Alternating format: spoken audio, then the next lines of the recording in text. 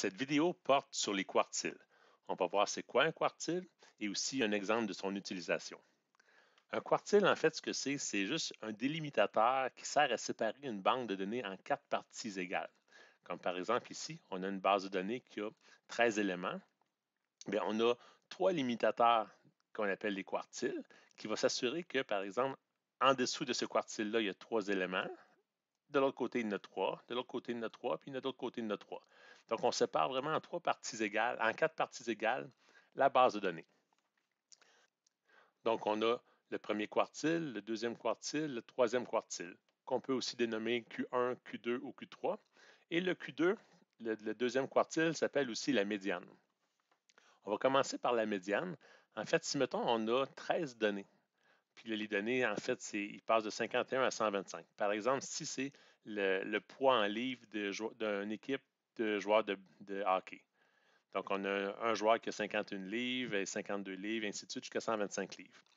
Si on regarde la médiane, on regarde combien il y a de joueurs, puis on prend vraiment le chiffre milieu, la position milieu. Donc, par exemple, ici, dans cet exemple-là, la médiane serait à la 7e position. Ça veut dire qu'il y a 60, il y a autant d'éléments en bas. Si on regarde ici, il y a 6 éléments en bas de 63, puis il y a 6 éléments en haut de 63.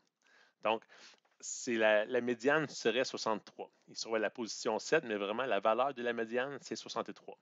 Il ne faut pas confondre la médiane avec la moyenne. Comme par exemple, si on prend toutes ces données-là, la moyenne est de 68,2. Donc, si on additionne tous ces chiffres-là, puis on divise par 13, on obtient 68,2. Puis on voit que ce n'est pas la médiane. Fait que la médiane veut vraiment dire que la personne qui pèse 63 livres n'est pas dans la moyenne des poids, mais il y a autant de personnes qui sont plus légères qu'elle, puis autant de personnes qui sont, il y a 6 personnes plus légères qu'elle, puis 6 personnes plus lourdes qu'elle. Ça, c'est la médiane. Maintenant, un coup qu'on a trouvé la médiane, on peut trouver le premier quartile. Donc, ce qui reste, un coup qu'on a trouvé la médiane, il reste ces données-là ici. Puis là, c'est la même chose. Le premier quartile, c'est comme la médiane de la médiane, si on veut. Fait que là, on dit, OK, il nous reste 6 éléments. Donc, le quartile va se situer à une donnée qui va s'assurer qu'il y ait autant de valeurs inférieures à elle que supérieures à elle. Donc, par exemple, ici, la médiane serait vraiment entre le 52 et le 58. Fait que la médiane, le quartile ou la médiane n'est pas obligé d'être une valeur précise. Ça peut être une valeur qui n'existe pas dans la base de données, comme par exemple le quartile ici, il serait entre 52 et 58. Donc, il faudrait faire la moyenne des deux. Fait que entre 52 et 58, la moyenne, ce serait 55. Donc, le premier quartile sera à 55. Fait que à 55, il y a 3 personnes de plus légères qu'elle. Fait que il y a 25% du monde plus léger que le 55. Puis la même chose au troisième quartile. On regarde ce qui se passe au-dessus de la médiane. Évidemment, il y a le même nombre d'éléments qu'inférieur. Puis on dit, après 3, la moyenne est ici. Fait que le troisième quartile serait entre 70 et 72, donc ce serait 71. Ça arrive à la position 10,5, mais vraiment, le chiffre du quartile, c'est vraiment la donnée dans la base de données comme telle, et non la position. Donc, si on regarde les formules, ici, le premier quartile serait 55 de valeur, le deuxième quartile ou la médiane 63, et le troisième quartile, qui est entre 72 et 70, qui est 71. C'est vraiment pas la position, c'est vraiment la valeur. J'ai marqué position ici pour en haut, qu'on voit, c'était la position 3.5, 7 ou 10.5, mais la valeur du quartile, c'est vraiment ça ici. Fait que c'est pas plus compliqué que ça. Une application de ça pourrait être de trouver les valeurs aberrantes. Admettons que, on va juste mettre ça comme ça. Les valeurs aberrantes, on va juste ramener cette image-là aussi. Si mettons qu'on a le quartile 2, la médiane, quartile 1 puis quartile 3, donc on a 55. La moyenne, pas la moyenne, mais la médiane, c'est 63. Puis le quartile 1, c'est 55. Quartile 3, c'est 71, comme on voyait ici dans l'exemple. Donc, il y a une façon de trouver des valeurs minimum que si on se trouve en deçà de ça, c'est aberrant. Comme par exemple, si un joueur pesait 10 livres, mettons qu'on a une banque de données et on dit le joueur pèse 10 livres, il dit mais semble que c'est pas pesant pour un joueur. Mais est-ce que 10 livres, c'est aberrant? Est-ce que 25 livres, ça aurait été bon? Est-ce que 35 livres, c'était bon? Il faut trouver une limite. La façon de trouver la limite, ben, on se sert des quartiles. Même chose pour la partie supérieure. Si on dit qu'il y a un joueur qui pèse 800 livres, ben, ça se peut, mais c'est peut-être un peu exagéré. Donc, il faut trouver la valeur. La façon de trouver ça, on appelle ça les valeurs aberrantes. Fait que les limites de valeurs aberrantes inférieures et supérieures se trouvent de cette façon-là ici. Il faut d'abord trouver l'intervalle interquartile. Ça, c'est un terme qu'il faut connaître. L'intervalle interquartile, c'est vraiment le Q3 moins Q1, donc le troisième quartile moins le premier quartile. Fait que c'est juste une subtraction géométrique, mathématique. Donc, on prend 71 moins 55, ça fait 16. On le voit dans la formule ici. Puis après ça, ce qu'on fait, il faut trouver 1,5 fois cette dimension-là. Donc, 1,5 fois 16, ça fait 24. Un coup qu'on a ça, on prend le Q1, puis on soustrait ce 24-là. Fait qu'on prend 55 moins 31. Ben, c'est pas vrai. 55 moins 24 qui donne 31. Puis ça va déterminer la valeur inférieure aberrante. Puis on fait la même chose, on rapetisser ça ici, ça va être plus facile de le voir comme ça. Puis ici, si on veut savoir c'est quoi la limite supérieure au-delà de laquelle les valeurs vont être considérées comme aberrantes, bien, on fait Q3, cette dimension-là, plus le 1,5 de l'intervalle interquartile. Fait que si on a un joueur, exemple, on regarde les poids d'une équipe, puis un joueur qui pèse 130 livres. Puis là, on regarde la formule, ou 125 livres plutôt. On regarde la formule, on dit, oh boy, en haut de 95 livres, c'est pas supposé. C'est une valeur qui est considérée aberrante parce qu'elle est trop loin de la moyenne ou de la médiane. Fait que là, on peut regarder, on dit, wow, c'est-tu vrai qu'il y a un joueur qui pèse 125 livres? Puis ça se peut. Ça se peut que vous dites, oui, regarde, lui, c'est toute une équipe d'atomes, mais il y en a un qui a déjà du poil sur les jambes, puis c'est un costaud, puis il pèse 125 livres. Mais c'est correct, mais il faut quand même se questionner là-dessus. Mais peut-être aussi qu'il y a un joueur qui pèse 90 livres, puis c'est une erreur. Fait que c'est juste une façon de lever un drapeau, de dire, oh, faites attention, cette valeur-là est louche, est suspecte. Fait que c'est de la façon qu'on s'en sert du quartile pour déterminer qu'est-ce qui est les valeurs aberrantes ou non. Bon, ça, c'est vraiment la définition de quartile et vraiment une application qui va être utile. Par contre, l'application, comment trouver un quartile peut varier selon le nombre d'éléments qu'on a dans la liste. Comme par exemple, ici, on a 13 éléments. C'est un nombre impair. C'est sûr que quand tu as un nombre impair, la médiane va tout le temps se ramasser à être un chiffre qui va se trouver dans la banque de données. Comme ici, on a 13, donc la moitié, c'est 7. Si vous aviez 5, bien, la troisième partie, si, mettons, vous aviez juste 7 éléments, bien, la partie ici, 4 serait la médiane parce qu'on a 3 chiffres de chaque côté. Par contre, si vous avez, mettons, on va le mettre comme ça ici, si vous avez plus d'éléments, mettons que vous avez 14 éléments, là, on a un nombre pair. Je vais amener les flèches ici. Hein. Mettons qu'on a 14 éléments. 14 éléments, donc, si on veut avoir 7 éléments d'un côté et 7 de l'autre, il faudrait que la médiane soit ici, mettons. Fait qu'on aurait 7 éléments ici, ou 7 éléments ici, puis on aurait 7 autres ici. Fait que ça, la médiane serait là. Puis un coup qu'on connaît la médiane, voyez-vous, la médiane n'est plus sur un chiffre exact parce qu'on a un nombre pair d'éléments. Là, il nous reste ce nombre d'éléments-là. Puis là, on a 1, 2, 3, 4, mais on a 7 éléments. Fait qu'en ayant un nombre impair, on sait que le premier quartile serait sur un chiffre exact, comme ici. Puis ici, c'est la même chose de l'autre côté ici. On a 7 éléments, comme ça ici. Donc, le quartile va être dans cet élément-là ici. Ça là ici. Ben, en fait, je vais juste souligner lui parce que le quartile, il est juste ici, en fait. Il est ici, comme ça. Puis lui, c'est la même chose. Fait que le quartile est ici. Fait que quand on a un nombre pair, la médiane, c'est sûr que ce n'est pas un chiffre exact. La valeur va être entre deux. Comme ici, la médiane serait 199,5. Le quartile 1 serait 192, puis le quartile 3 serait 217. Puis cette situation-là est vraie pour toutes les bases de données dont le nombre d'éléments sont des nombres pairs, mais que quand on les divise par 4, ça ne donne pas un nombre entier. Comme par exemple 14, si on le divise par 4, ça ne donne pas un chiffre entier, un nombre entier.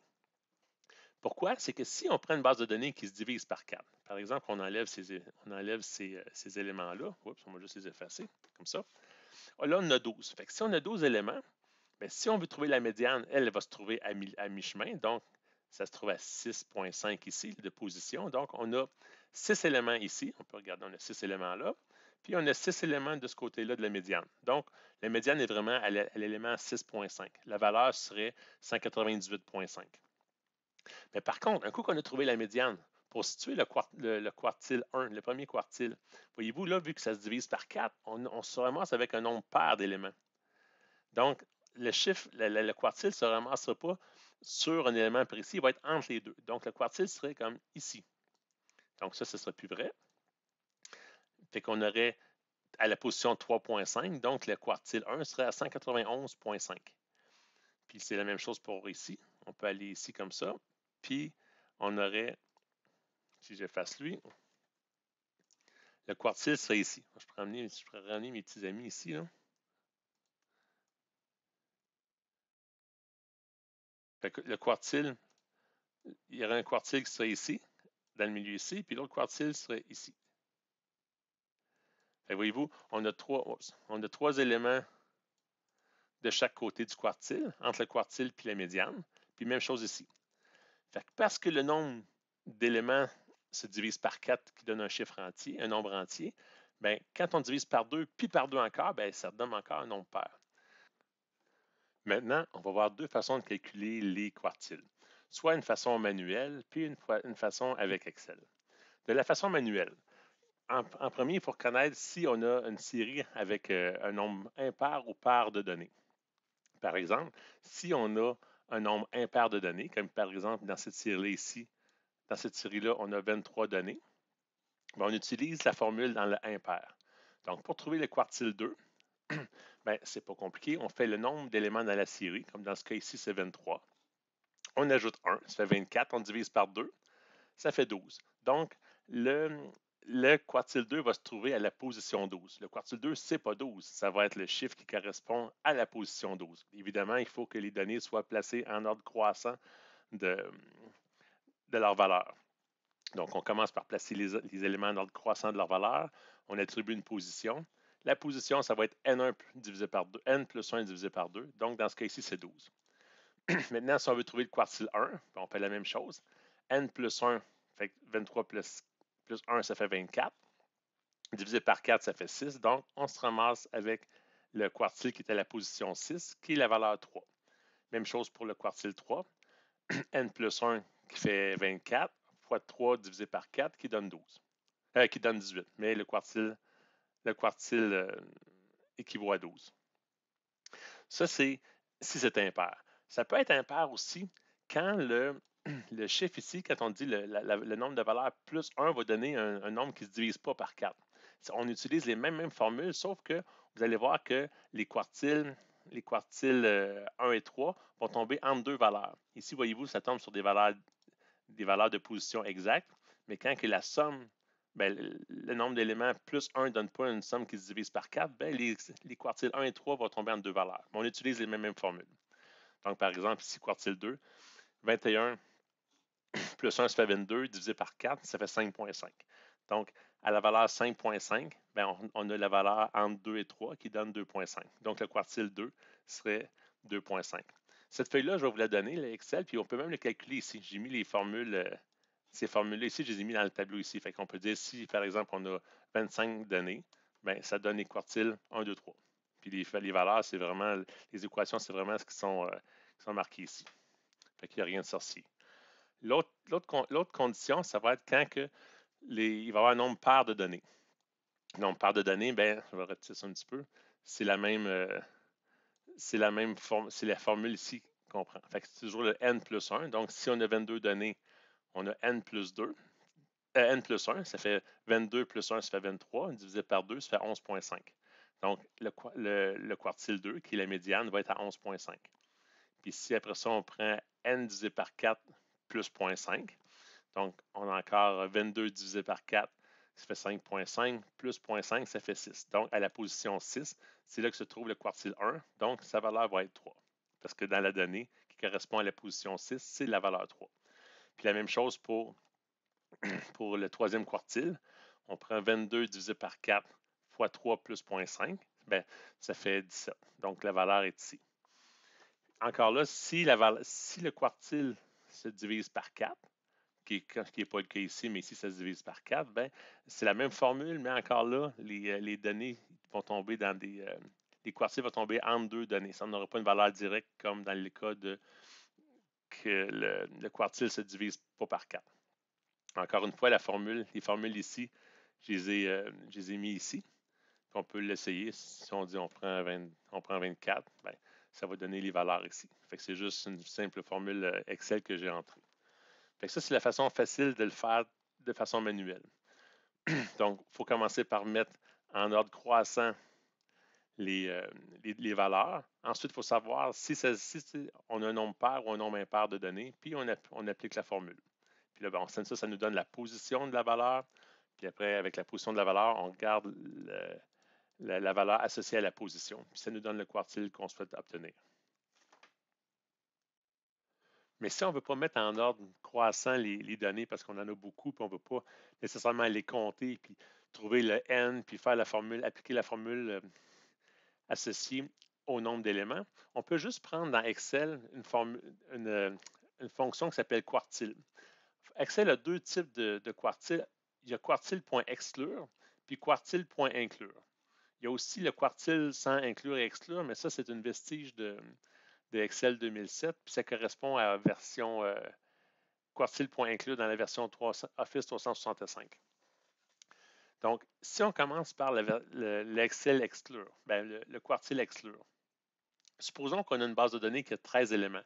Là, on va faire comme si les éléments, c'était vraiment, c'est pas juste l'ordre des éléments, mais c'est les éléments comme tels. C'est juste pour faciliter la compréhension.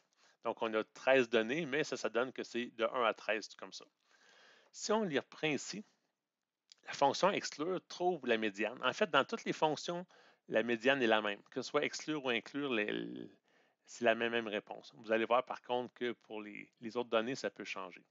Mais pour la médiane, c'est la même. Donc, dans les deux cas, le 7, c'est la position, ou dans ce cas ici, c'est la valeur de la médiane.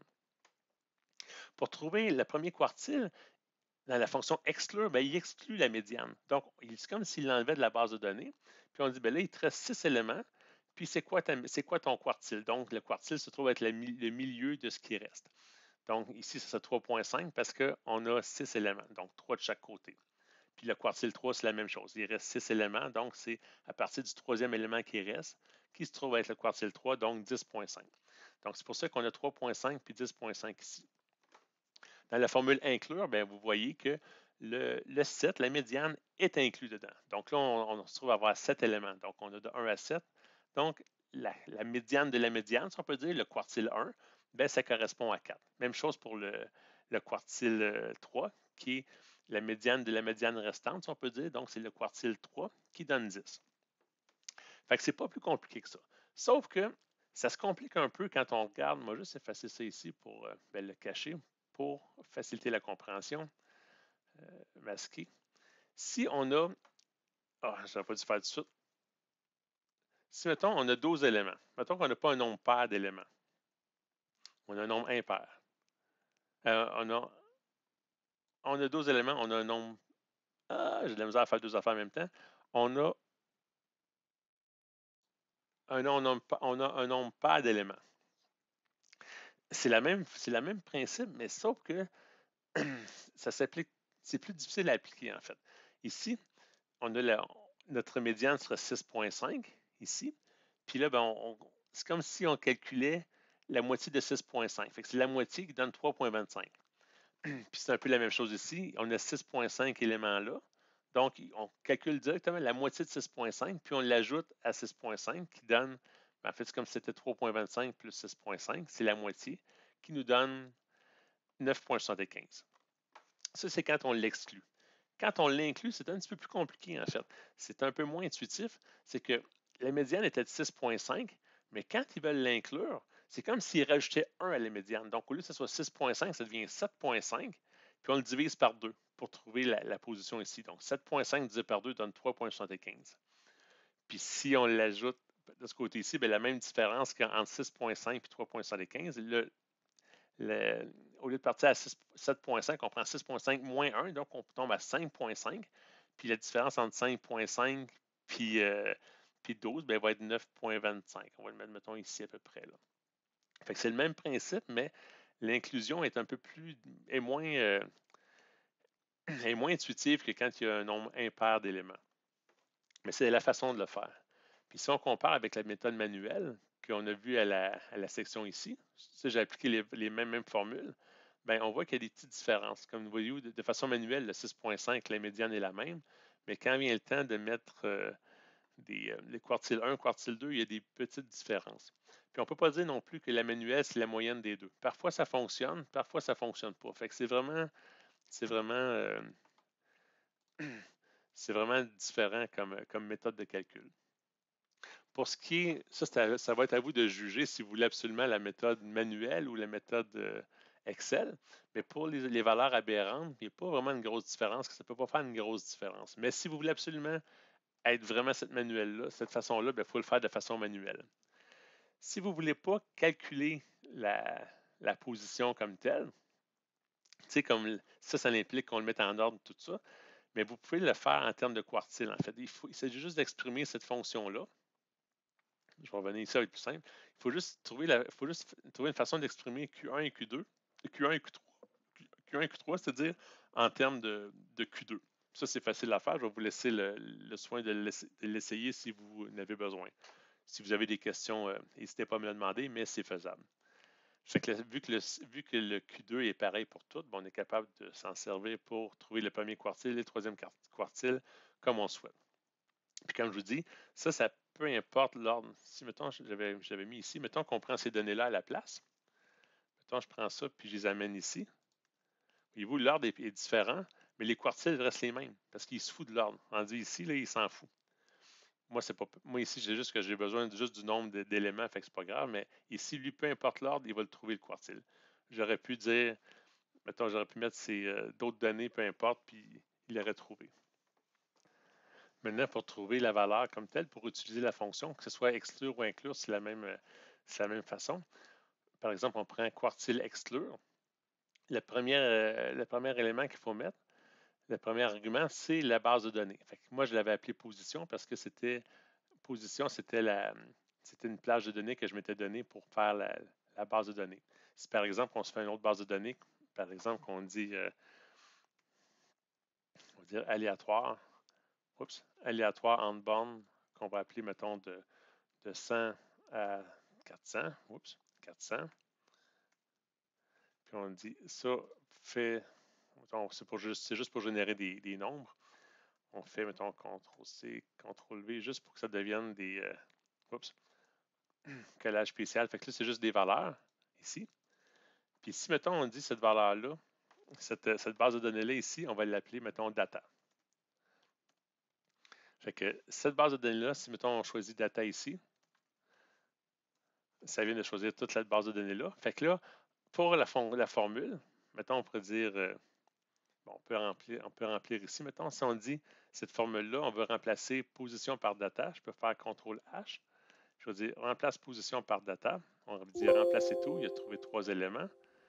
Fait qu'il a tout remplacé. Fait que voyez-vous, il a dit, bon, mais là, la base de données, c'est data. Puis je veux que tu me donnes le premier quartile. Alors qu'ici, au troisième quartile, on demandait le troisième quartile, toujours dans la base de données data.